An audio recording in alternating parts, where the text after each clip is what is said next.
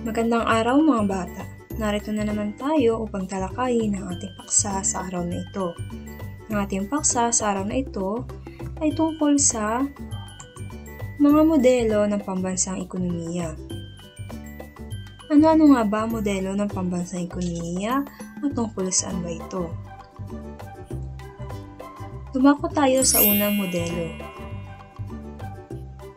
Ang unang modelo ng pambansang ekonomiya ay naglalarawan ng simpleng ekonomiya. Ang sambahayan at bahay kalakal ang mga pangunahing sektor sa modelong ito. Ang sambahayan ay ang kalipunan ng mga mamimili sa isang ekonomiya, samantalang bahay kalakal naman ay ang tagalikha ng produkto. Halimbawa, kung ikaw ay napunta sa isang pulo na walang tao at sakaling walang pagkakataon na ikaw ay makaalis agad doon, ano ang nararapat mong gawin upang mabuhay? Siyempre, gagawa ka ng paraan. Gagawa ka ng paraan para gumawa ng sarili mong bahay, sariling kasuotan, makahanap ng pagkain upang ikaw ay mabuhay. Sa madaling salita, ang unang modelo ay tungkol sa sambahayan at bahay kalakal ay ikaw lamang. Ang kita sa simpleng ekonomiya ay ang halaga ng produksyon sa isang takdang panahon. Inaasahan na ang halaga ng produksyon ay siya ring halaga ng pagkonsumo sa produkto.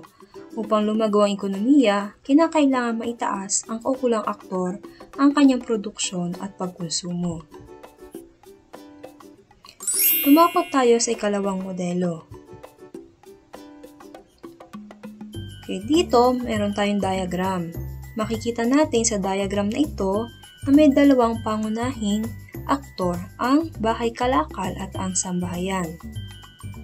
Ngunit nakatuon ang modelong ito sa sistema ng pamilihan at kung mapapansin natin ay may dalawang uri ito. Atin pang palalimin at talakayin ang nilalaman ng diagram na ito. Ang pag-iral ng sistema ng pamilihan sa pambansang ekonomiya ang tuon ng ikalawang modelo. Ang sambahayan at bahay kalakal ang mga pangunahing sektor dito. Sila ay binubuo ng iba't ibang aktor. Sa puntong ito, masasabing magkaiba ang sambahayan at bahay kalakal. Ipinapalagay na ang dalawang aktor sa isang ekonomiya ay ang sambahayan at bahay kalakal. Ang sambahayan ay may demand sa produkto, ngunit wala itong kakayahang lumikha ng produkto. Ngunit ang bahay kalakal naman ay ang tanging may kakayahang lumikha ng produkto, subalit bago makalikha ng produkto, kailangan ng bahay kalakal na bumili o umupa ng mga salik ng produksyon tulad ng lupa, kapital, lakas sa paggawa, at entrepreneur. May dalawang uri ng pamilihan sa pambansang ekonomiya. Ito ay ang pamilihan ng mga salik ng produksyon o factor markets, kabilang dito ang pamilihan para sa kapital na produkto, lupa at paggawa. Pangalawa ay ang pamilihan ng mga tapos na produkto o commodity o mas kilala bilang goods market o commodity market.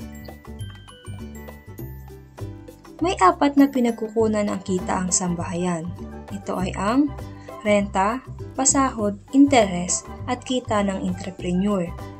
Matapos ang produksyon, makikipag-ugnayan ang bahay kalakal sa sambahayan sa pamilihang kalakal at paglilingkod. Dito bibili ang sambahayan ng produkto na pantugon sa pangailangan o kagustuhan nito. Gagamitin ng sambahayan ang natanggap na kita upang makabili ng produkto. Sa pananaw ng sambahayan, ito ay gumagastos sa pagbili ng produkto, kung saan gumagastos ang sambahayan. Doon kumikita ang bahay kalakal. Makikita dito ang interdependence ng sambahayan at bahay kalakal. Ang dalawang aktor ay umaasa sa isa't isa upang matugunan ang kanilang mga pangailangan at kagustuhan. Mapapansin din na kumikita ang isang sektor sa bawat paggastos ng iba't ibang produkto. ng mga iba't ibang sektor dahil dito may dalawang pagsukat sa kita ng pambansang ekonomiya. Ang isa ay sa pamamagitan ng halaga ng gastusin ng sambahayan at bahay kalakal, ang isa naman ay sa pamamagitan ng kabuuang kita ng sambahayan at bahay kalakal. Ang kabuuang kita ay naglalarawan din ng produksyon ng pambansang ekonomiya. Ang paglago ng ekonomiya ay nakabatay sa pagtaas ng produksyon. Upang maitaas ang produksyon, kailangang marami ang magagamit na salik na produksyon. Kailangang maitaas din ang antas ng produktibidad ng mga salik. Sa makatuwid, kailangan ng paglago ng kapital, kailangan dumami ang oportunidad sa trabaho, kailangan malinaw ang produktibidad ng lupa, kailangan mapag-ibayo ang entrepreneur ang kanyang kaalaman sa pagpapatakbo ng negosyo. Sa ganitong kalagayan, tataas ang kita ng sambahayan at bahay kalakal. Okay, dumako tayo sa ikatlong modelo. Makikita natin sa diagram na ikatlong modelo na nadagdagan ng uri ng pamilihan. Ito ang pamilihang pinansyal. Dahil isinasalang-alang ng sambahayan at bahay kalakal ang kanilang desisyon sa panghinaharap, atin pa itong palalimin at talakayin ang nilalaman ng diagram. Ang ikatlong modelo ay nagpapakita na may dalawang pangunahing sektor dito, ang sambahayan at bahay kalakal. Sinasalang-alang ng sambahayan at bahay kalakal ang kanilang mga desisyon sa panghinaharap. Hindi ginagamit ng sambahayan ang lahat ng kita para sa pamimili. Hindi lang pangkasalukuyang produksyon ang iniisip ng bahay kalakal. Bukod sa pamimili at paglikha ng produkto, ang pag-iimpok at pamumuhunan ay nagiging mahalagang gawaing pang-ekonomiya. Nagaganap ang mga nasabing gawain sa mga pamilihang pinansyal o financial market. Tatlo ang pamilihan sa ikatlong modelo. Una, para sa salik ng produksyon. Pangalawa, commodity o tapos na produkto. Pangatlo, para sa mga pinansyal na kapital. Katangian ng mamimili sa ikatlong modelo ay ang pag-iimpok bilang paghahanda sa hinaharap. Ang pag-iimpok at pamumuhunan ay hindi orihinal na mga gawaing pang-ekonomiya. Ang mga ito ay nagaganap dahil nagkakaroon ng pagpaplano para sa hinaharap ang mga naturang aktor. Kung walang pagpaplano sa hinaharap ang mga aktor, walang pag-iimpok at pamumuhunang magaganap. Nag-iimpok ang mamimili bilang paghahanda sa hinaharap. Hindi nito gagastusin ang isang bahagi ng natatanggap na kita. Ang bahagi ng kita na hindi ginagastos ay tinatawag na impok o savings. Ito ay pwedeng ilagak sa pamilihang pinansyal. Kabilang sa naturang pamilihan ang mga bangko, kooperatiba, insurance company, pawn shop at stock market. Ang isang bahagi ng interes na binabayaran ng bahay kalakal ay magiging kabayaran sa sambahayan. Kumikita ng interes ang sambahayan mula sa pag-iimpok. Ito ay dahil nagagamit ang inilagak nitong ipon bilang puhunan ng mga bahay kalakal. Para sa sambahayan naman, ang interes ay kita. Para sa bahay kalakal, ito ay mahalagang gastusin.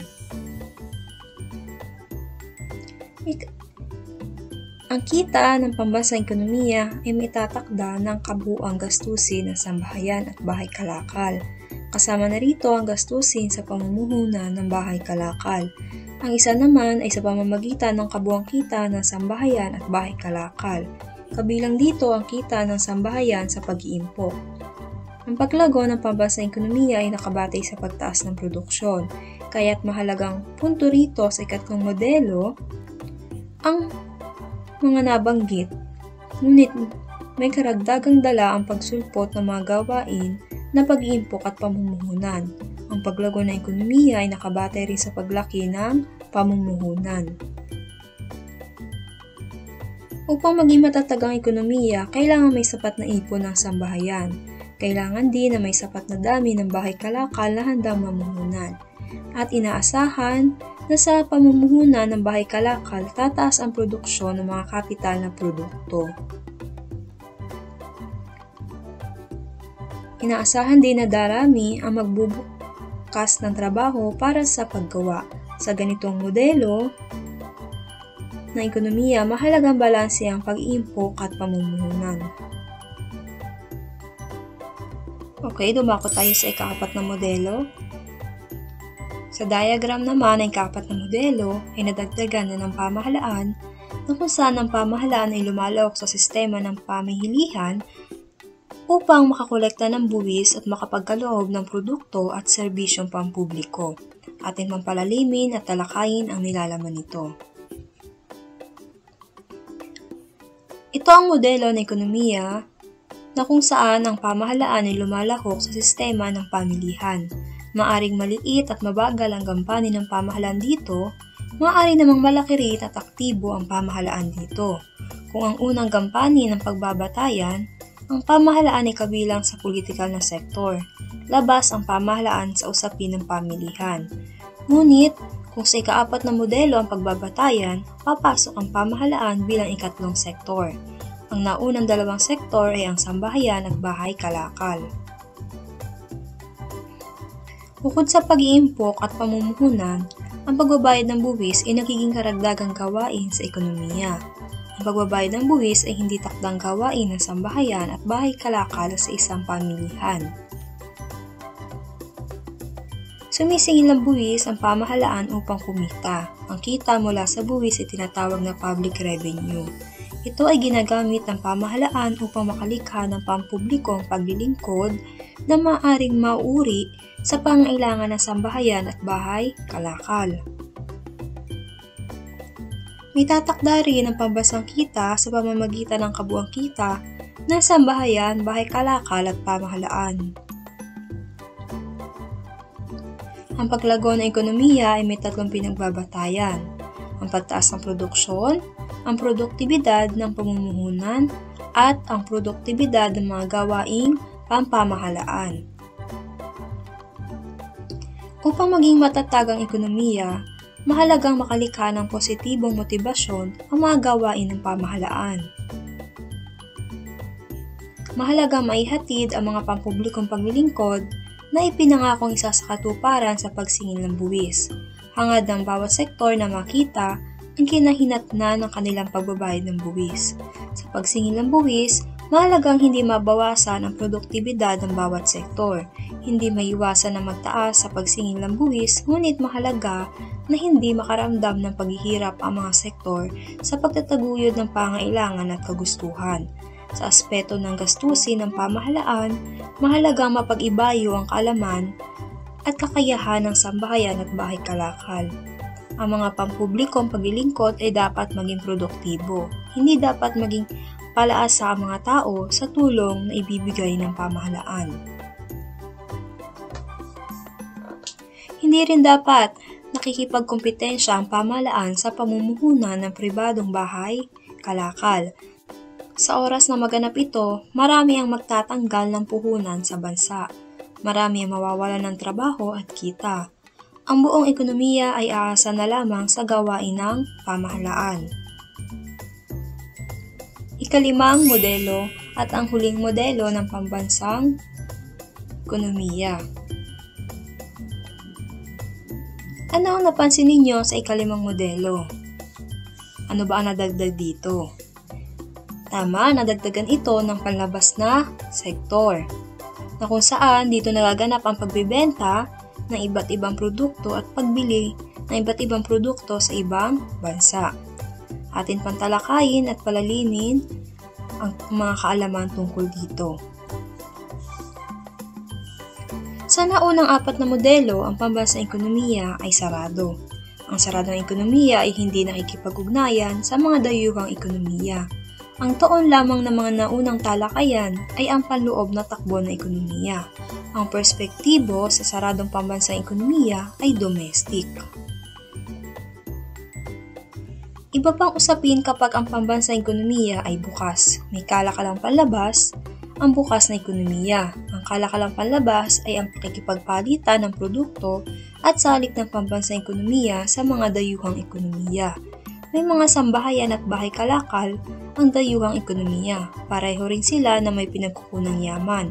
Maaaring magkaiba ang kaanyuan at dami ng mga ito. Maaaring kailangan nila ang ilan sa mga ito bilang salik ng produksyon. Ang pangailangan sa pinagkukunang yaman ay isang basihan ng pakikipagkalakalan. May mga pinagkukunang yaman na ginagamit bilang sangkap ng produksyon na kailangan pang angkatin sa ibang bansa. Lumilikha ng produkto mula sa pinagkukunang yaman ang mga pambansang ekonomiya. Gayon din ang dayuhang ekonomiya. Maaaring magkapareho ang kanilang produkto, maaari namang magkaiba. Nakikipagpalitan ng dalawang ekonomiya ng produkto sa isa't isa. Thank you, maraming salamat sa pakikinig. Paki-like and subscribe ang aking channel, Teacher Lian Lin. Thank you!